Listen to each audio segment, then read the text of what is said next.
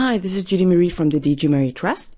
This little video is meant to give you a bit of guidance on the best ways to represent your action plan.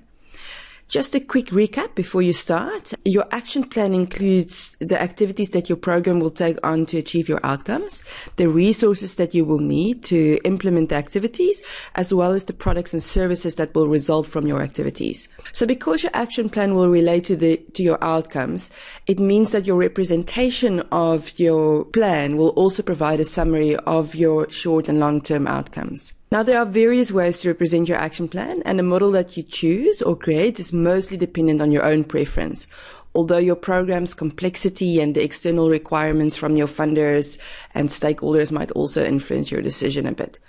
The model that has been longest in use and that is most easily recognized and requested by funders is the logic model or the log frame.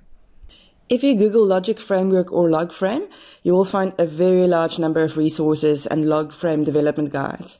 And although there are similarities, many of the methodologies and subsequent frameworks seem to be very different. This can be extremely confusing until you realize that ultimately a log frame is simply a way to summarize the most important aspects of your program plan and logic in a way that makes sense to you and to others. So this has been interpreted in different ways by various organizations and by individuals, and this is why we've got all this variety today. For many organizations, it is a big step forward to have their program documented in a simple way, which is why we suggest that you stick to what is going to be simple and don't get lost in the many technical details around log frames. Some donor organizations are very descriptive in terms of their preferred methodology and log frame model. We have provided a slightly adjusted template, which is loosely based on the Kellogg Foundation model, which we thought was quite simple. Although it does not contain all the detail of your theory of change, such as your assumptions and your attributes, and most importantly, it cannot display the complexity of the causal relationships between your different level outcomes. It provides a concise summary of your resources, inputs, activities, outputs, outcomes, and impact.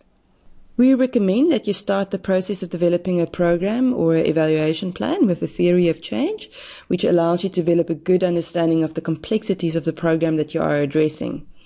A log frame is, however, often done as the only exploration and documentation of the program, and if that works for you, that's fine. We flipped our template to start with the outcomes because we are assuming that you would have explored these in your theory of change and can only fill them out here. But if you are doing a log frame without a theory of change, you would probably rather start with the activities, and the normal Kellogg log frame model caters for this. So assuming that you've done a theory of change, start by filling out the impact, and next you fill out the outcomes, both the long term and the short term. Next, you will populate your outputs, activities, and inputs, and you will basically do that all at the same time. For each outcome, you would ask yourself, what do the organization need to do in order to achieve this outcome? And in terms of what you're doing, you would ask if that is generating any specific products or services that would in the end lead to achieving your outcomes. That's your outputs. At the same time, you need to ask, what resource do we need to put into our program to allow us to perform these activities? These are our inputs. For a simple example and an explanation of terms like output, input, and outcome, have a look at the infographic that we provided in the Step 1 section of our monitoring and evaluation website. Also have a look at the case study that we provide with this step. This will give you a practical example of how to fill out the log frame. Of course, you don't have to be stuck within the linear columns of a log frame to present your action plan. You can choose a more flexible graphic option by elaborating on the outcomes chain that you've developed for your theory of change. This will allow you to summarize both how your project is supposed to work operationally and how this will logically lead to the achievement of your outcomes. You can make a diagram like this going into any direction, starting at the bottom of the page, going up from left to right or vice versa. It is up to you to decide what is easiest. If you have not done an outcomes chain yet, have a look at this Step 1 of our M&A website for guidelines. This will really help you. This is the end of this video presentation.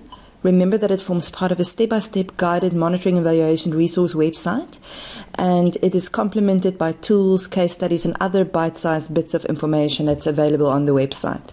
Thank you for watching.